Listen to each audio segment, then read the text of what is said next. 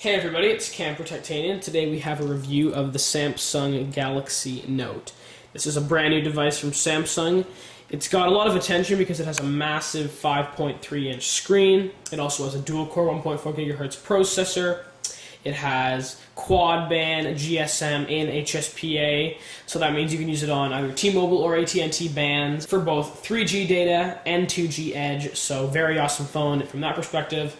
The device has an 8-megapixel camera. It's basically a Samsung Galaxy S2 supersized and with an added touch.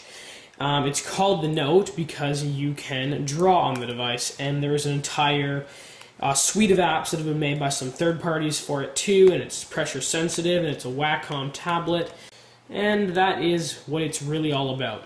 A massive phone that you can draw on. So let's get right into the review after this break.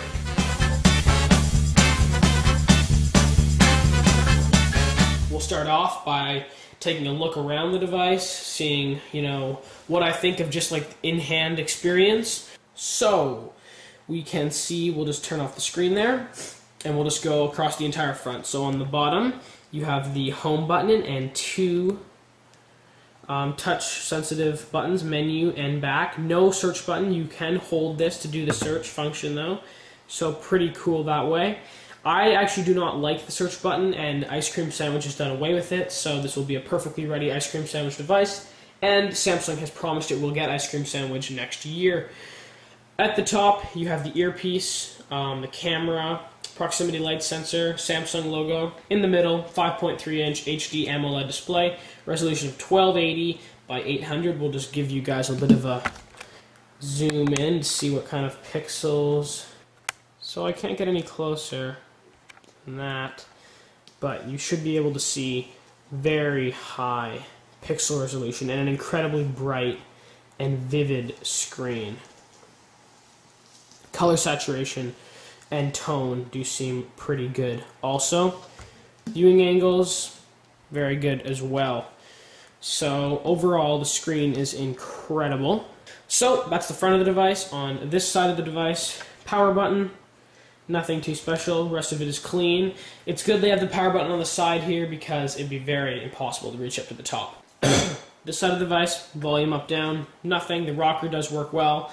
One of my complaints with the rocker is that when you are holding the device and you want to turn up the volume, sometimes you will go to turn up the volume and you'll turn the device off. So you'll be doing something, you want to turn up the volume, and you'll turn the device off because both the rocker, the end, your fingers are on opposite sides, and because of the absolute size of the device, your thumb doesn't end up above, or you have to have it below, so just a little thing to worry about. Sometimes I've been turning off my phone when I'm just turning down the volume.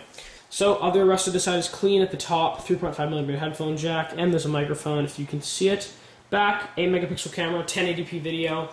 If you click on an annotation on your screen right now, or in the description, you'll be able to see my pictures and HD video test. Samsung logo, sort of a piece of plastic just put on top there. Loudspeaker, sounds pretty good, nothing special. There's the silo for the pen right there. At the bottom, you have a USB, micro USB, which also doubles as an MHL port, and you have another microphone. So there's a quick look around the device. Most of the hardware does work pretty good. My only complaint would be that it is a very big phone, and just for some comparison's sake here, there is an iPhone 4 or 4S, the same size, and here are some other devices. So you can imagine that it is a very, very big phone. Take an iPhone 4, set it on top. That is pretty darn massive. So it is a very, very big phone. But overall, the hardware is light. It only weighs, I think, 178 grams. It's not really light for like all smartphones, but for a device this big, it is very light. It is also very thin, coming in at under 9.7 millimeters. So even though it's big, it is very thin. And even though it's made of plastic, it feels pretty solid. Sure, it's not some metal and glass, but considering it's made of plastic, feels legitimately solid and nothing you feel like you're going to break. So, typical Samsung device, made of plastic, but made and built well. We're back, and we'll now talk about the software of this device. It is running TouchWiz 4.0 again, with a couple tweaks for the big screen, including a grid that now has 5 icons across, which on most Galaxy S devices you only have 4. So you can now put even more applications in your grid on your application launcher, and you can have more widgets on your home screen. So that's always a welcome addition. If you watched my Samsung Galaxy S2 review, which I did 3 months ago now, which is pretty incredible, I never thought that TouchWiz was it wasn't as painful to me as some of the Motorola skins or the HTC skins, and it doesn't really add to the experience per se, but it doesn't really detract from it either. So TouchWiz has never really been a big thing for me. I've always been able to use it fine and not have a big problem with it. So the same goes here, and this skin is not offensive or overly irritating in any way, but it's nothing really added either. We'll go into the web browser now. I just like to say with this device, one other thing, this is sort of like a hardware software, win for the Samsung Galaxy Nexus. Well, I just called it the Galaxy Nexus. The Galaxy Note is that the battery life is incredible. Whether it's software optimization or the fact that it has a 2,500 milliamp hour battery, this phone, I can charge it up in the morning, get up at 7:30, go all day, and by the time I get home at the end of the day, probably around 3:30, and then I've still got quite a bit of my day left, this phone will be maybe halfway at like 2:30, 3:30. So it's pretty incredible, the battery. I have gone 2 days on this. It's not optimal, but it is totally doable. So a very impressive battery life and very well optimized on their part. So good on you, Samsung, for an incredible battery life, something that finally rivals and even beats some of the battery life we've experienced with the iPhone 4 and 4S. Very impressive there. We will also go into the gallery here, just quickly to show you guys. The interface is very smooth, very fast to swipe through and look at some beautiful pictures. So, very nice there. Overall, software experience is very good. Easy to use, nothing too, difficult. Sometimes the customization goes a bit too deep, but overall, just very well done on Samsung. Doesn't really detract from the Android experience, but really adds, and they've definitely pulled it off with the battery life, so their skin is not doing anything crazy in terms of battery usage. This device will get Ice Cream Sandwich early next year. Samsung has confirmed, so any of you guys who are really getting ready and really want to get Ice Cream Sandwich, do not fret. You'll have some yummy ice cream sandwiches in your hands and on the Galaxy Note next year, presumably with their skin side face.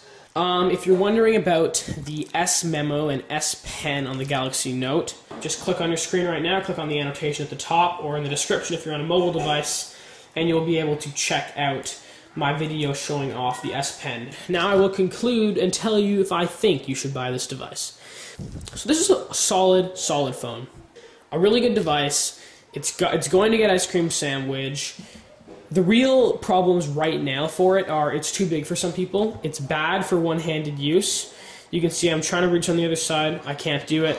My hands aren't massive, but you should definitely try this phone in a store before you pick one up because it just is so big you just can't really use it one-handed. It really is a better two-handed device. So that's a really important thing to know, that it is really big, and even if you want to get this phone, you should definitely check it out first. If you're in Europe, this is probably not a thing for you, but if you're in Canada or the United States, which now both have networks that are rocking LTE in the States especially, there's Verizon, there's AT&T. In Canada we have Bell, and we also have Rogers with LTE. You're not going to be able to get your LTE fix on this device. So if you're looking to get onto that LTE bandwagon, not going to be here for you. So other than the fact that you don't have LTE, you don't have a very good one-handed experience, and the phone's massive, this phone is great. I would totally recommend it to anybody. And if those problems are really, problems for you, get a Galaxy S2. So that's good, right? But the real question is, in my opinion, you should not be buying this phone right now at all, because the Galaxy Nexus is around the corner. And we all know the Nexus devices always get the blessing from Google, always get the support for a year or more afterwards. And that is what's really worth it. When you have that support just coming and coming, your device is always going to be nicer. Sure, Samsung says ice cream sandwiches coming to this device, but I can guarantee you it's not going to get jelly beans or whatever's coming after, and the Galaxy Nexus will, which is just why it's nicer to get a Galaxy Nexus. There are some small software issues on here with the browser and a little couple things here and there, and even though the battery life's insane, the device is overall a rock solid nail on the head, it's just not perfect. And normally, just not perfect is good enough, and that's what you're going to go for, right? Because no phones are perfect. But the Galaxy Nexus is going to be even closer. So, Camera Titania, I give this phone an 8.5 out of 10.